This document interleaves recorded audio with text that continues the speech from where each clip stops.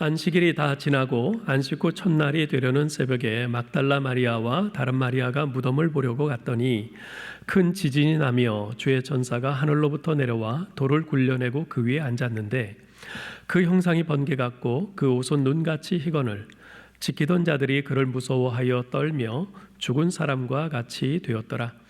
천사가 여자들에게 말하여 이르되 너희는 무서워하지 말라. 십자가에 못 박히신 예수를 너희가 찾는 줄을 내가 아노라. 그가 여기 계시지 않고 그가 말씀하시던 대로 살아나셨느니라. 와서 그가 누우셨던 곳을 보라.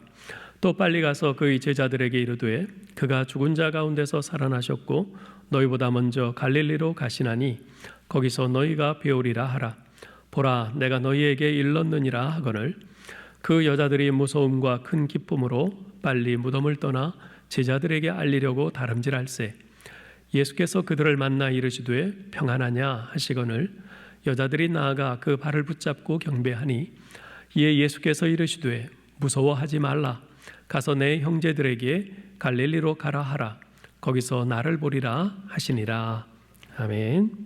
예, 오늘은 거기서 나를 보리라 는 제목으로 말씀을 전하겠습니다. 예, 여러분 이렇게 오랜만에 교회 와서 예배 드리시니까 좋죠? 네. 마스크로 전부 이렇게 얼굴을 가리고 계시니까 한결 더 미남미녀로 보이세요.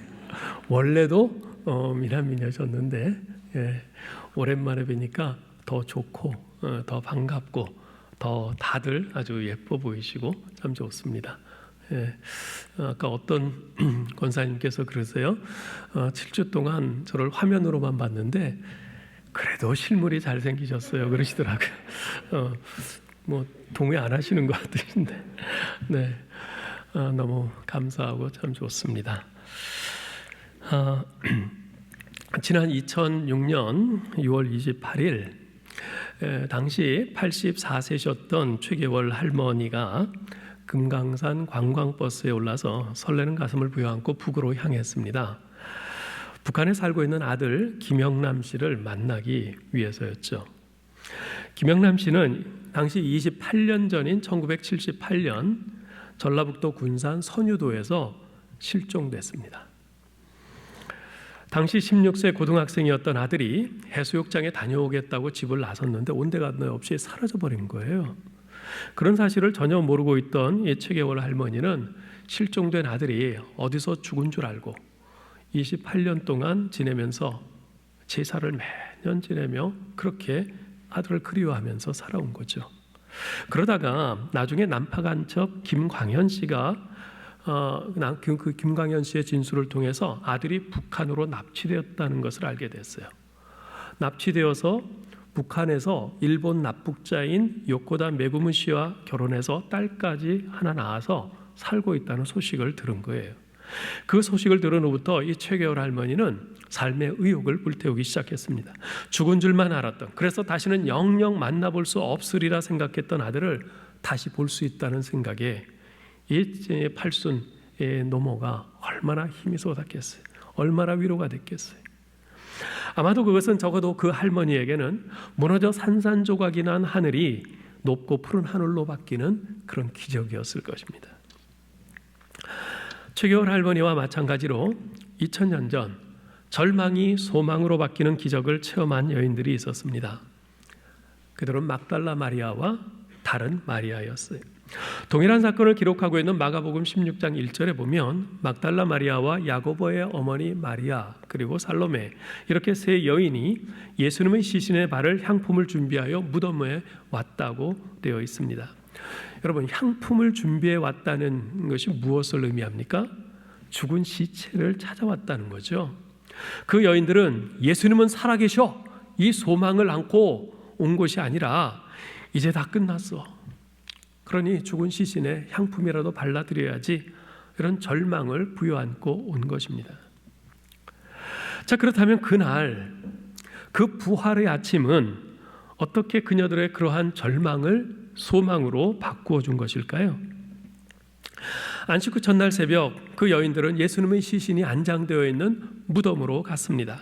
당시 이스라엘의 매장 문화는요, 큰 암벽에 굴을 파고 거기에 시신을 안장한 뒤에 그 입구에 1톤 정도 되는 아주 엄청난 무게의 큰 돌을 굴려 놓아서 막는 것이었습니다. 그래서 여인들은 그 돌을 누가 굴려줄지 가면서 걱정이 태산이었어요. 연약한 자신들의 힘으로는 도저히 불가능하기 때문에. 그렇게 무거운 마음으로 무덤을 보려고 갔는데 그때 큰 지진이 나면서 주의 천사가 하늘로부터 내려와서 무덤 입구에 막고 있던 그 돌을 굴려냈습니다. 그리고 그 위에 앉았어요. 그러자 무덤 입구를 지키던 군병들이 무서워서 덜덜덜 떨며 죽은 사람같이 되었습니다. 무서워하기는 그 여인들도 마찬가지였죠. 그런데 천사가 그 여인들에게 말을 건넵니다. 너희는 무서워하지 말라. 십자가에 못 박히신 예수를 너희가 찾는 줄을 내가 아노라. 무슨 말입니까? 너희들 십자가에서 못 박혀 죽으신 예수를 찾아왔지? 그러는 것이. 그렇습니다. 그 여인들은요, 죽으신 예수님을 찾아온 겁니다. 사실 연약한 여인들로서는 무덤을 찾아온다는 것은, 그것도 십자가형을 당해서 죽은 대역죄인의 무덤을 아직 십자가의 피가 마르지도 않았는데 찾아온다는 것은 대단한 용기와 결단이요, 생명을 건 모험이었을 겁니다. 그러나 그러한 용기와 결단에도 불구하고 예수님에 대한 그들의 신앙은 죽음의 신앙이었습니다. 시체 신앙이었어요. 그 여인들은 예수님이 죽었다고 생각했습니다. 그 죽음으로써 모든 것이 다 끝났다고 생각을 했어요. 더 이상 소망은 없다고 생각했습니다. 그래서 그녀들은 예수님의 시체에 향품이라도 발라서 예수님과 마지막 작별을 고하려고 했던 거죠. 그러한 그녀들에게 천사가 계속해서 말합니다. 6절 7절 보세요. 그가 여기 계시지 않고 그가 말씀하시던 대로 살아나셨느니라. 와서 그가 누우셨던 곳을 보라. 또 빨리 가서 그의 제자들에게 이르되 그가 죽은 자 가운데서 살아나셨고 너희보다 먼저 갈릴리로 가시나니 거기서 너희가 배우리라 하라. 천사의 말을 들은 여인들은 한편으로는 무서워하면서 또 다른 한편으로는 크게 기뻐하면서 제자들에게 알리려고 다름질해서 달려갔습니다. 그런데 도중에 부활하신 예수님께서 그들 앞에 나타나셔요. 그래서 말씀하십니다. 평안하냐? 그 당시 이 말은요, 허물없이 지내는 친구에게 안녕? 잘 지냈어? 이런 것과 똑같은 말이었어요. 저명한 신학자인 데일 브루너는 이 말씀을 갖고 어린이들에게 설교를 하면서 먼저 이런 질문을 했습니다. 예수님이 부활하신 후에 제자들에게 제일 먼저 나타나셔서 하신 말씀이 무엇이었을까? 그랬더니 한 여자애가 손을 들면서 얘기를 해요. 짠. 두 글자로 하면 뭐죠? 짜잔. 맞아요. 많은 말이 필요 없어요. 부활하신 주님의 실체가 바로 눈앞에 있으니까. 무슨 말이 필요하겠어요? 예수님께서는 짠 하고 나타나셔서 그저 평안하냐 한마디 물으셨을 뿐입니다. 부활하신 주님을 만나서 너무나 놀라고 기뻐서 그 발을 붙잡고 경배하는 여인들에게 예수님께서 이렇게 말씀하세요. 10절 무서워하지 말라. 가서 내 형제들에게 갈릴리로 가라 하라. 거기서 나를 보리라. 예수님께서도 앞서 천사가 한 말과 똑같이 말씀하세요. 거기서 나를 보리라. 천사가 뭐라고 그랬죠? 주님은 여기 계시지 않고 말씀하신 대로 살아나셨다. 여기 계시지 않고 말씀하신 대로 갈릴리로 가신다. 거기서 너희가 그분을 뵈리라. 부활하신 예수님을 만나려면 여기가 아니라 거기로 가야 한다는 것입니다. 여기가 어딥니까? 무덤입니다. 죽음입니다. 절망입니다. 거기는 어딥니까? 갈릴리입니다. 제자들이 예수님을 처음 만났던 첫사랑의 추억이 있는 곳입니다. 예수님께로부터 천국 복음을 들었던 곳입니다. 예수님과 함께 다니면서 주님께서 병자들을 고쳐주시고 귀신들을 내쫓아 주시는 것을 목도했던 곳입니다. 예수님께서 나인성 과부의 죽은 아들을 살려주시고 회당장 야이로의 죽은 딸을 살리시는 것을 두 눈으로 똑똑히 보았던 곳입니다. 예수님께 복음전도의 사명을 받고 마을마다 다니면서 천국 복음을 전하고 귀신들을 쫓아내는 놀라운 능력을 체험했던 곳입니다. 예수님께서 오병이어의 이적을 통해서 자신이 세상의 생명을 위해서 하늘에서 내려온 생명의 떡이심을 알려주신 곳입니다. 예수님께서 부활하신 후에 먼저 가 있겠다고 말씀하시고 약속하신 곳입니다. 그렇습니다. 예수님은요, 무덤에서 찾을 수 없습니다. 무덤에선 찾을 수 없어요. 죽음은 예수님의 자리가 아닙니다. 절망은 예수님과는 전혀 어울리지 않습니다. 부활하신 예수님을 만나려면 갈릴리로 가야 합니다. 예수님께서 말씀하신 곳으로 가야 합니다. 주님의 약속의 말씀이 있는 곳으로 가야 합니다. 주님과 처음 만났던 그 은혜의 자리로 가야 합니다. 거기에 생명이 있고 죄사함이 있으며 치유와 회복이 있습니다. 절망을 소망으로 바꿔주시는 능력이 있습니다. 실제로 예수님을 배반했다는 자괴감으로 시련에 빠져있던 베드로가 치유되고 회복된 것은 갈릴리로 가서 부활하신 예수님을 만났을 때였습니다. 사실 그를 비롯한 제자들은요, 예루살렘에 있을 때 부활하신 예수님을 이미 2번 만난 적이 있습니다. 그럼에도 불구하고 그들의 진정한 치유와 회복이 일어난 것은 예루살렘의 골방에 숨어서 두려워 벌벌 떨고 있던 그 예루살렘에서가 아니라 주님의 말씀을 기억하고 갈릴리로 돌아간 후였습니다. 요한복음 21장에 보면 갈릴리로 돌아간 베드로가 동료들과 배를 타고 물고기를 잡고 있을 때 예수님께서 해변가에 나타나셔서 그물을 배 오른편으로 던져라, 그리하면 잡으리라 말씀하셨어요. 말씀대로 하자 그물을 들 수 없을 정도로 많은 물고기가 잡혔습니다. 그때 베드로는 처음 주님을 만났던 때의 그 장면을 떠올렸고 그 즉시 주님이시다 외치면서 배에서 뛰어내렸습니다. 그리고는 무려 100m나 되는 바다를 헤엄쳐서 주님께 왔지요. 떡과 생선으로 제자를 먹이신 예수님께서는 베드로에게 요한의 아들 시몬아, 내가 나를 사랑하느냐 3번이나 물으셨고 주님께서 아십니다 대답하는 그에게 내 양을 먹이라 3번 반복해서 말씀하셨습니다.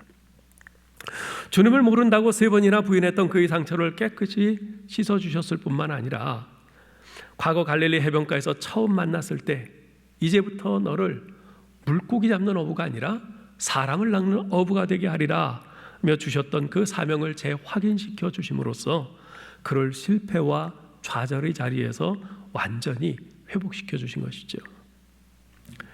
사랑하는 성도 여러분, 각박하고 죄악이 넘쳐나는 이 세상에 살면서 죄와 허물로 얼룩지고 영혼과 마음이 상처투성이가 된 우리가 부활하신 주님을 만나 사죄의 은혜를 입고 상처가 치유되고 회복하기 위해서 가야 할 거기는 어디입니까? 쉬이 끝나지 않는 코로나19 사태로 인해서 계속되는 이런저런 불안과 염려와 근심에 억눌리고 있는 이 상황에 무너지지 않기 위해서는 우리의 절망을 소망으로 바꾸어 주시는 부활의 주님을 만나서 그 능력을, 그 은혜를 힘입어야 하는데, 그러기 위해서 우리가 가야 할 갈릴리는 어디입니까? 여러분이 주님을 처음 만나 첫사랑에 빠졌던 그때를 추억하시기 바랍니다. 그때 나 같은 죄인을 사랑해 주시고 내 죄를 용서해 주시며 구원해 주셨던 주님의 그 한없는 은혜에 감사하고 감격했던 그 때를 돌이켜보시기 바랍니다. 주님의 그 은혜와 사랑이 너무 감사하고 좋아서 정말 미친 사람처럼 주일 오전 예배, 오후 예배, 수요 예배, 새벽 기도회 등 예배란 예배는 모두 참석할 뿐만 아니라 예배 시간 1시간 전부터 와서 설레는 마음으로 예배를 사모하며 기다리고 예배드리는 내내 아멘 아멘 하면서 즐거워했던 그때를 곱씹으며 그때로 돌아가시기 바랍니다. 성경 말씀이 너무 좋아서 집에서 틈만 나면 읽고 또 읽고, 그래도 성이 차지 않아서 없는 시간 억지로 만들어가며 성경 공부에 참석하고, 그래서 하나님의 말씀을 배우고 또 배우고, 그래서 송이꿀보다 더한 하나님의 말씀의 맛을 즐거워했던 그때를 돌이키시기 바랍니다. 기도하지 않으면 너무나 가슴이 답답해서 주님 없는 내 인생은 아무것도 아닙니다, 저는 주님 없으면 안 되는 인생입니다 하면서 주님께 부르짖으며 기도의 자리를 눈물로 적시던 그때로 돌아가시기 바랍니다. 이 사람 저 사람 만나는 사람마다 혹시 교회 다니세요? 물어보고 안 다닌다고 하면 어떻게든 전도하고 교회로 인도하려고 했던 구령의 열정에 불탔던 그때로 돌아가시기 바랍니다. 날 위해 십자가에서 대신 생명 내어주신 주님의 은혜가 너무 감사해서 어떻게든 조금이라도 그 은혜를 갚아보려고 몸밖에 드릴 것 없어 이 몸 드립니다 하는 심정으로 이런 몽사 저런 몽사 눈에 보이는 대로 맡겨주시는 대로 주님 사랑하는 마음으로 헌신하고 충성했던 그때로 돌아가시기 바랍니다. 결국 우리가 부활하신 주님을 만나기 위해서 가야 할 그 갈릴리는 지난날 주님께서 내게 베풀어 주셨던 은혜의 그 자리인 것입니다. 그 자리는 회개의 자리일 수도 있고요, 말씀의 자리일 수도 있고요, 기도의 자리일 수도 있습니다. 헌신과 봉사의 자리일 수도 있습니다. 내가 돌아가야 할 그 자리, 내게 부족한 그 자리가 어디인지 곰곰이 생각해 보시기 바랍니다. 그리고 결단하고 돌아가시기 바랍니다.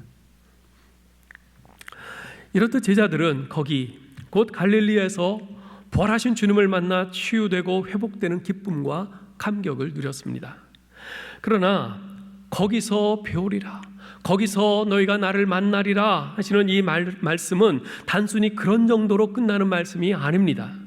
이 말씀에는 더 먼 미래에 대한 전망이 담겨 있습니다. 바로 주님께서 이 땅에 다시 오시는 그날, 우리 모두가 주님과 같이 부활하여 저 천국에서 얼굴과 얼굴을 대면하여 다시 만나보게 될 소망입니다. 예수님께서는 요한복음 14장 1절로 3절에서 이렇게 약속하셨습니다. 너희는 마음에 근심하지 말라. 하나님을 믿으니 또 나를 믿으라. 내 아버지 집에 거할 곳이 많도다. 그렇지 않으면 너희에게 일렀으리라. 내가 너희를 위하여 거처를 예비하러 가노니 가서 너희를 위하여 거처를 예비하면 내가 다시 와서 너희를 내게로 영접하여 나 있는 곳에 너희도 있게 하리라. 지금도 살아계신 우리 주님께서는 우리와 영원히 함께 하시겠다고 약속하셨습니다. 지금은 이 땅에서 근심과 두려움과 아쉬움을 갖고 살아가지만 곧 우리는 그분을 만나 뵙게 될 것입니다. 예수님께서 부활의 첫 열매가 되심으로 주님과 연합하고 있는 모든 성도들이 부활의 기쁨을 맛보게 될 것입니다. 이것이 우리 믿는 자들이 가지고 있는 궁극적인 소망입니다. 우리의 소망은 단지 이 땅에서 죄 용서받고 교회에 다니며 신앙생활 하다가 끝나는 것에 있지 않습니다. 길어야 100년이 못 되어 끝나는 이 땅에서의 삶이 전부라면, 그것으로 우리의 존재가 끝나는 것이라면 예수 믿으며 산다는 것은 참으로 허망한 것 아니겠습니까? 여러분, 사도 바울의 말을 들어보십시오. 고린도전서 15장 19절 20절입니다. 만일 그리스도 안에서 우리가 바라는 것이 다만 이 세상의 삶뿐이면 모든 사람 가운데 우리가 더욱 불쌍한 자이리라. 그러나 이제 그리스도께서 죽은 자 가운데서 다시 살아나사 잠자는 자들의 첫 열매가 되셨도다. 예수님이 부활의 첫 열매라고 하세요. 그 말은 두 번째, 세 번째, 네 번째, 다섯 번째 계속 이어지는 부활의 열매들이 있으리라는 거죠. 그 부활의 열매들은 바로 예수 믿는 여러분과 저 아니겠습니까? 우리도 주님이 사신 것처럼 부활의 그 다음 후속 열매로 다시 부활할 것이라는 약속 아니겠습니까? 사랑하는 성도 여러분, 우리 모두는 주님이 부활하신 것과 똑같이 부활하게 될 것입니다. 그리고 거기서 주님이 예비하신 곳, 바로 그 천국에서 주님을 만나 영원히 함께 가는 감격과 기쁨을 누리게 될 것입니다. 뿐만 아니라 그곳에서 우리는 이제까지 앞서거니 뒤서거니 하면서 헤어졌던 사랑하는 그 많은 사람들을 모두 만나보게 될 것입니다. 그때 그 기쁨은 얼마나 클까요? 언제가 될지 모르지만 훗날 그곳에 가면 저는 33년 전인 지난 1987년 12월 1일 병상에서 백혈병으로 고생하다가 20살의 젊은 나이로 이 세상을 떠난 제 동생을 제일 먼저 꼭 만나보고 싶습니다.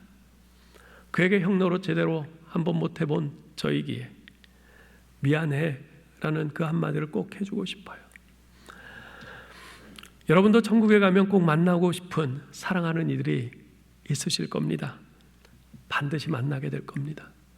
부활의 소망이 그것을 가능케 해줄 것입니다. 물론 우리가 장차 어떤 모습으로 부활하게 될지는 아무도 모릅니다. 우리가 죽는 그 시점의 모습으로 부활하게 될 것인지, 아니면 전혀 새로운 모습으로 부활하게 될 것인지, 만일 후자의 경우라면 과연 우리가 서로를 알아볼 수는 있게 될 것인지 등등 궁금한 것들이 참 많습니다. 그러나 성경에서 그 문제들에 관해서는 자세히 말씀해 주지 않고 있기 때문에 우리가 정확히 알 수는 없습니다. 전 세계에서 가장 기타를 잘 치는 사람 가운데 하나라는 찬사를 받던 영국의 팝 아티스트 에릭 클랩톤이라는 사람이 있어요. 이 에릭 클랩톤이 자기의 4살 난 아들이 어느 날 아파트에서 떨어져서 죽었어요. 얼마나 가슴이 아프겠어요. 그래서 이 에릭 클랩톤이 그 죽은 아들을 그리워하면서 Tears in Heaven, 천국의 눈물이라는 곡을 작사 작곡했습니다. 그 곡에서 그는 이렇게 노래합니다. 만일 천국에서 널 만나게 된다면 넌 내 이름을 기억하고 있을까? 만일 천국에서 널 만나게 된다면 넌 예전과 똑같은 모습일까? 이러한 궁금증은 사실 우리의 궁금증이기도 합니다. 전에 섬기던 교회에서 몽골에 단기 선교를 갔을 때 그곳에서 아침에 큐티를 하는데 그때 큐티 본문이 마태복음 22장 23절로 33절이었습니다. 거기에 보면 부활을 믿지 않는 사두개인들이 예수님을 찾아와서 대답하기 곤란한 한 가지 질문을 합니다. 선생님, 만일 칠형제인 어떤 사람들이 있다고 합시다. 첫째가 장가들었다가 상속자가 없이 죽어서 둘째가 그 형수와 결혼을 했는데 둘째도 그렇게 죽고 그렇게 셋째, 넷째, 일곱째까지 다 그렇게 하다가 죽고 마지막에 그 여자까지 죽었다고 할 때 만일 부활이 있다면 나중에 그 여자는 그 7명 가운데 누구의 아내가 되는 겁니까? 참 대답하기 곤란한 질문이죠. 그래서 예수님께서 이렇게 답변하셨어요. 너희가 성경도 하나님의 능력도 알지 못하는 거로 오해하였도다. 부활 때에는 장가도 아니가고 시집도 아니가고 하늘에 있는 천사들과 같으리라. 즉 이 세상에서 우리가 가지고 있던 그런 관계들이 그곳에선 계속 유지되지 않는다는 말씀이죠. 근데 이 말씀을 묵상한 후에 우리 선교 갔던 분들이 같이 서로 나누는데 한 분이 그런 말씀을 하세요. 우리가 죽으면 훗날 부활해서 천국에 들어간다는 확신은 제가 분명히 있는데 만일 이 말씀처럼 이 땅에서 우리가 맺었던 관계들, 부부관계, 부모와의 관계, 자녀와의 관계, 형제와의 관계, 친구와의 관계 등 이 모든 관계들이 다 없어지고 잊혀진다면 마음이 많이 힘들 것 같습니다. 그러시는 거예요. 그분의 심정이 충분히 이해됐어요. 물론 다른 사람과의 관계가 지옥 같은 관계라면 차라리 천국에서 그 모든 관계가 다 없어지는 것이 낫겠죠. 그렇지만 꼭 그렇지 않잖아요. 정말 평생 사랑하며 살아온 부부의 관계가 있고 생명처럼 사랑하는 자녀와의 관계, 부모와의 관계가 있고 형제 관계가 있고 또 여러 교우들과의 관계가 있고 그렇잖아요. 이런 관계가 천국에서는 더 이상 지속되지 않는다. 그러면 정말 힘들 것 같아요. 이해가 돼요. 자식인 저를 위해서 평생 아낌없이 주는 나무로 살아오신 우리 부모님, 사랑하는 아내와 아들, 우리 사랑하는 교우들, 이 모든 관계가 없어지고 잊혀진다면 마음 한쪽이 정말 허전할 것 같아요. 그러나 전 그렇게 될 것으로는 생각하지 않습니다. 물론 주님이 말씀하신 것처럼 천국에서는 더 이상 지상에서의 관계가 지속되지는 않겠지만 그렇다고 해서 우리의 마음이 허전하고 공허하고 뻥 뚫린 채로 그렇게 힘든 상태로 남아있게 되지는 않을 겁니다. 그렇다면 천국이 아니죠. 부활의 영광이 분명히 있습니다. 부활의 영광을 믿기 때문에 그곳에서는 비록 지상에서의 관계가 더 이상 이어지지 않는다 해도 우리는 더 이상 허전하지 않을 것이고 더 이상 공허하지 않을 것입니다. 사도 바울은 고린도전서 15장에서 이렇게 말합니다. 누가 묻기를 죽은 자들이 어떻게 다시 살아나며 어떠한 몸으로 오느냐 하리니 하늘에 속한 형체도 있고 땅에 속한 형체도 있으나 하늘에 속한 것의 영광이 따로 있고 땅에 속한 것의 영광이 따로 있으니 죽은 자의 부활도 그와 같으니 썩을 것으로 심고 썩지 아니할 것으로 다시 살아나며 욕된 것으로 심고 영광스러운 것으로 다시 살아나며 육의 몸으로 심고 신령한 몸으로 다시 살아나니 육의 몸이 있은즉 또 영의 몸도 있느니라. 우리가 흙에 속한 자의 형상을 입은 것 같이 또한 하늘에 속한 이의 형상을 입으리라. 우리가 이 땅에서 맺고 있는 그런 관계에서의 그 기쁨, 그 영광, 그 충만함이 있었던 것처럼 우리가 저 부활 후의 천국에서는 이 땅에서 누리던 것보다 더 충만하고 더 완전한 그 영광이 있으리라고 말씀합니다. 부활의 때 우리 모두는 새로운 모습으로 변화될 것입니다. 거기서 저 천국에서 주님을 만나고 그분의 영광에 거하기에 가장 적합한 모습으로 거기서 우리의 사랑하는 이들 예수 그리스도의 십자가의 보혈로 구속함을 받은 모든 성도들과 함께 기쁨과 영광을 누리기에 가장 적합한 모습으로 우리는 변화될 것입니다. 우리는 그 모든 일이 어떻게 이루어질지 알지 못하지만 전능하신 하나님의 능력이 그것을 이루실 것입니다. 이것을 우리는 오늘 이 부활의 아침에 믿음으로 다시 한번 고백하고 붙드는 것이지요.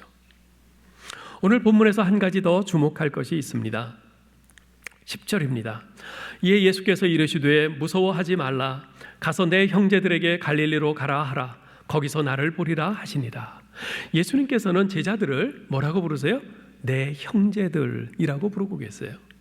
지금까지는 제자나 친구 혹은 종이라고 부르셨는데 여기서 처음으로 내 형제들이라고 부르고 계신 것입니다. 불과 며칠 전에 그들이 예수님을 어떻게 했는지 떠올려 본다면 예수님의 이 말씀은 참으로 놀랍고 놀라운 말씀이 아닐 수가 없죠. 며칠 전에 어땠습니까? 그들은 예수님을 버렸어요. 예수님을 모른다고 부인하고 도망쳤어요. 그런 자신들을 그들 스스로도 형편없는 배신자요, 실패자요, 낙오자요, 비겁자라고 생각했을 것입니다. 그런 그들을 예수님께서는 내 형제들이라고 부르셨어요. 그들의 배신에도 불구하고 예수님의 십자가와 부활로 그들은 주님과 새로운 관계에 들어가게 되었고 새로운 정체성을 갖게 되었습니다. 이것은요, 그들의 행위에 의한 것이 아니었습니다. 전적으로 하나님의 은혜의 선물이었습니다. 왜냐하면 주님께서는 갈릴리에서 그들을 만나시기도 전에 그들을 내 형제라고 먼저 부르신 것입니다. 그들을 만나보고 나서, 즉 그들을 만나보니 그들이 회개했어요. 그래서 니네가 회개했으니 내 형제라 이렇게 불러주신 것이 아니라는 말입니다. 주님께서는 그들을 만나시기 전에 먼저 내 형제라 부르셨어요. 주님은 이미 그들의 배반을 다 용서하셨습니다. 갈릴리에서 그들을 만나시는 것은 그것을 공식적으로 선포하는 것이요, 죄책감에 고개를 들지 못하고 있는 그들을 은혜로 일으키시는 자리인 것이지요. 사랑하는 성도 여러분, 여러분 가운데는 오랫동안 하나님에게서 멀리 떨어져 있던 분도 있으실 것입니다. 하나님 보시기에 떳떳하지 못하게 살던 분도 있을 것입니다. 교회에서는 그럴듯한 모습으로 앉아있지만 실제 삶의 현장에서는 주님을 배반하고 자기중심적으로 욕심을 좇아 살면서 많이 망가진 분들도 있을 것입니다. 한두 번도 아니고 매번 반복되는 내 자신의 이런 모습에 이제는 실망을 넘어서 자포자기하는 심정으로, 그래도 남들에게 손가락질 받기는 싫으니까 그래도 안 그런 척 안 그래도 그런 척 하면서 그냥저냥 신앙생활하고 교회 다니시는 분들도 있을 것입니다. 여러분, 주님 앞에 머리를 숙이십시오. 아니, 고개를 들어 부활하신 주님을 바라보십시오. 부활하신 예수 그리스도께서는 우리를 새롭게 하시는 분이십니다. 우리를 용서하시는 분이십니다. 내가 회개하기도 전에 이미 나를 용서하시고 나 같은 자를 내 형제라고 불러주시는 분이십니다. 하늘의 은혜를 부어서 나를 새롭게 하실 준비가 다 되어 있으신 주님이십니다. 죽음의 권세를 이기고 다시 사신 주님, 자비하신 주님, 사랑의 주님을 믿음으로 바라보면서 우리에게 오라고 하시는 거기, 주님께서 은혜를 베풀어 주셨던 그 자리 갈릴리로 나아가면 됩니다. 그래서 히브리서 4장 16절에서는 이렇게 말씀하며 초청하십니다.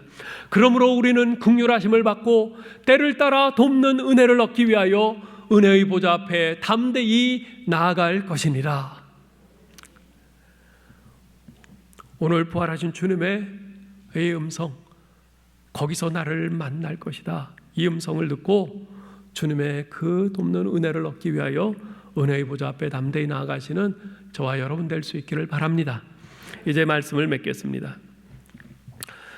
이 세상에서 가장 가슴 아픈 것 가운데 하나는 사랑에 대해서 배신을 당하는 일이라고 생각합니다. 정말 가슴 아프죠. 어떤 사람이 세상을 떠났습니다. 그런데 죽은 그 사람에게는 그가 평소 목숨처럼 사랑했던 친구가 있었어요. 그는 그 친구를 위해서라면 무엇이든 다 할 수 있을 정도로 그 친구를 사랑했습니다. 그런데 그가 죽었다는 소식을 들었음에도 불구하고 그 친구는 장례식장에 코빼기도 내비치지 않았어요. 몰인정한 그 친구의 이름은 돈이었습니다. 내가 그렇게 애지중지 사랑했지만 그 돈을 위해서라면 양심도 팔 정도로 그렇게 살아왔지만 정작 내가 죽었을 땐 그 돈은 코빼기도 비치지 않았어요. 또한 그 죽은 사람이 살아생전에 그런 대로 친밀한 관계를 맺었던 다른 친구가 있었습니다.